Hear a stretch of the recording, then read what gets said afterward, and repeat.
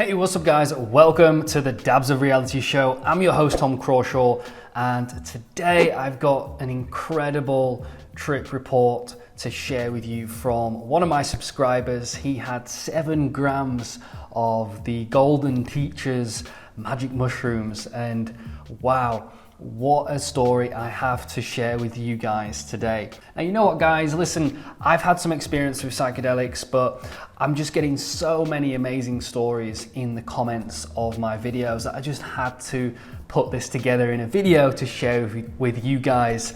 So you can take the lessons, you can take the learnings, and you can see the similarities amongst all these different trip reports. And really, psychedelics are there to teach us, right? It's not a coincidence that this strain of magic mushrooms is called the Golden Teachers.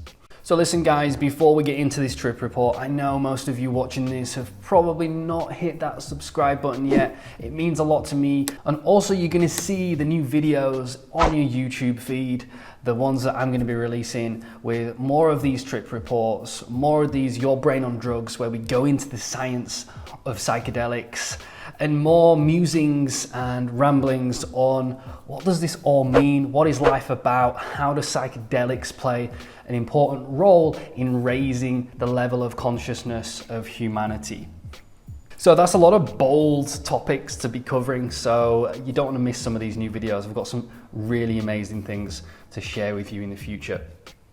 Now, as always, guys, if you want to leave a comment below, let me know if you've got a story that you want to share. Let me know what you think to this story. This is going to be absolutely incredible. And if you are enjoying this video, smash that like button. I really appreciate it. You know, it might sound a bit cheesy and spammy to say, hey, hit that subscribe button and hit the like and leave a comment. But you know how this works. The YouTube has an algorithm, and the more people that comment, like and subscribe, then the more people get to see these videos. And that's my intention here. I want to get these videos out to as many people as possible. I'm a true believer in the transformative and healing power of psychedelics, and I think that, you know, this is just information, right? And it's what people do with this information that is really important. And I think that if this information gets in front of people who are curious, or perhaps they have a condition that psychedelics might be able to assist with, then that's going to help them in their research process to figure out what their next solution might be. So without further ado guys, let's get into this trip report. Now this was from one of my subscribers, Brocky89. Looks like this guy's pretty experienced with psychedelics. He's gone in on 7 grams, which is above that sort of 5 gram heroic dose threshold. And that's the Terence McKenna kind of bracket. You know, 5 grams of dried magic mushrooms is typically classed as a heroic dose. So anyway guys, let's get started. So after drinking my tea, I sat down at the door and gazed out to the night sky. This is gonna be a good one, I thought. I've had this gut feeling ever since ordering my 7 grams of Golden Teachers, like a feeling of dread and worry, like something is eating me up inside. It was the most nervous I'd ever felt before any sort of experience, and here I was about to delve into the unknown. I don't know why I felt this way. The last time I took 7 grams of Golden Teachers, I was super excited, as I'd previously done the same exact dose only a month before. Again, for that experience, I was really looking forward to it. Anyhow, I got up off the floor and did my usual routine. I got the music, the drinks, the baccy ready, and I blocked the living room door with the sofa. I knew I was safe, as no one could get in and I couldn't get out, and this always gives me peace of mind. So I just want to comment on some of the things that he shared here. I'll do this throughout the trip report. Hopefully you'll be able to see on the video, and also with the tonality of my voice, how we chop and change between the trip report and some commentary here. Now I will say that if you are a first timer here, then going straight in with 7 grams is not recommended at all. Typically you would build up from sort of 3.5 to 4 to 5 to 7 if that's the direction you wanted to go in. Now it's really interesting that he was a little bit nervous. He felt like he had some dread and some worry. Now, for me, the nervousness comes with the experience because, like he said, he was about to delve into the unknown. And that's an important thing here because, often we're scared of the unknown, of what might happen. So, a bit of nervousness is fine, a bit of excitement is fine, a little bit of fear is fine. But, once you've dosed, once you've had the psychedelics, there's no going back. So let's continue. So I was ready for the night, or so I thought. 20 minutes or so later, I started to get this immense pressure in my head, which caused me to close my eyes. It's a common thing to happen to me, but this was very intense and felt like someone was squeezing my head really tight, and I didn't like it. All of a sudden, whilst I had my eyes closed, I kept seeing these faces just staring at me. Really strange looking human monkey-like faces. All of a sudden these faces split and it was like looking at broken glass, and I saw loads of them all just glaring at me. This gave me the most horrible feeling of fear and paranoia I've ever felt, as they were just there in my face. I couldn't get away from them. It felt like they were tormenting me, and this went on for about 30 to 40 minutes. And guys, I'm just going to interrupt here and just say, this could be a projection of his imagination. This could be the fear that he had before the trip manifesting, but this is just one of those experiences that us experienced psychedelic users know and understand, that when there is some uncomfortable reality, some uncomfortable experience, you really have to sit with it and work through it. There's no running away from it. So let's continue. Then I got this massive rush through my body. I felt like I was going to be sick, so I scrambled to the door and stuck my head out of it. Why is this happening to me? I thought. My heart was racing, I was profusely sweating like crazy and mangled up on the floor, all while these faces are just there in my mind. So after maybe 5 minutes, I felt better. The rushes stopped and I wasn't sweating anymore. I got up, closed the door and laid back down on the sofa. Then the faces got more intense. I said to myself, I can't handle this. I really can't. Please, if there's a God, please make this stop. I promise I will never take anything again. And it didn't work. I even called the archangels too. I was in despair and total insanity.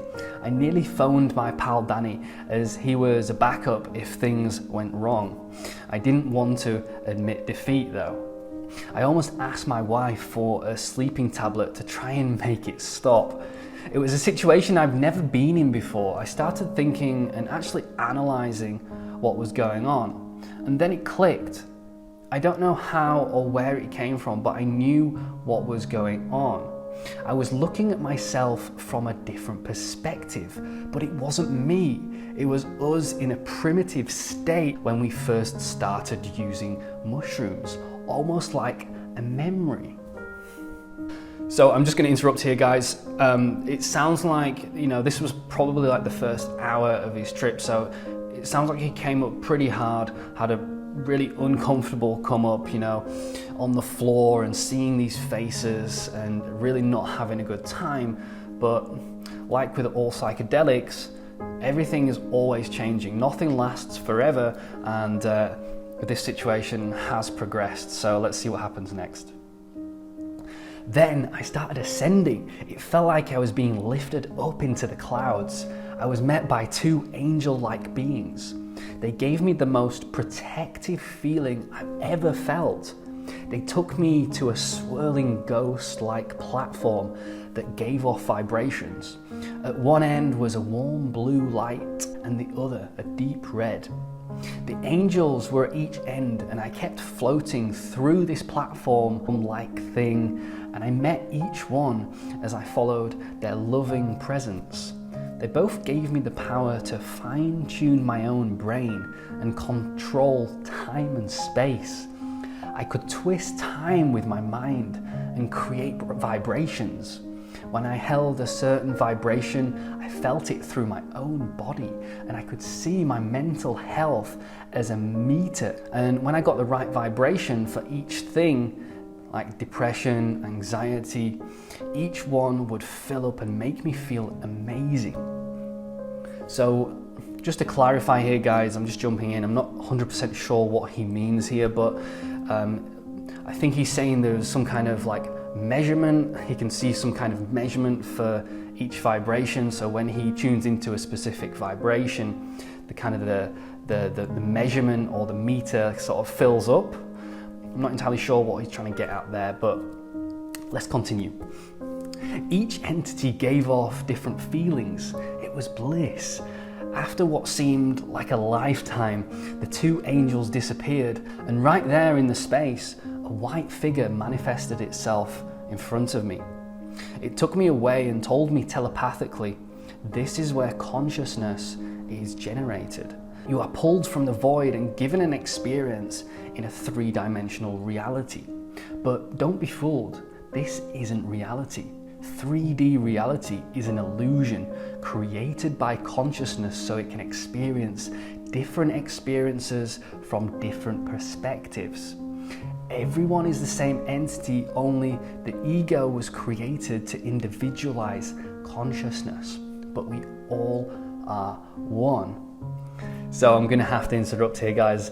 Wow, what an amazing message to get from some kind of teacher on a psychedelic trip. The fundamental nature of reality and consciousness being revealed here. And I'm in agreement that I do believe that we all are made up of consciousness, whatever that might be, vibration, and that consciousness is everything by definition, right? It is everything, and it also is nothing, all right? It encompasses both of those domains because it is infinite.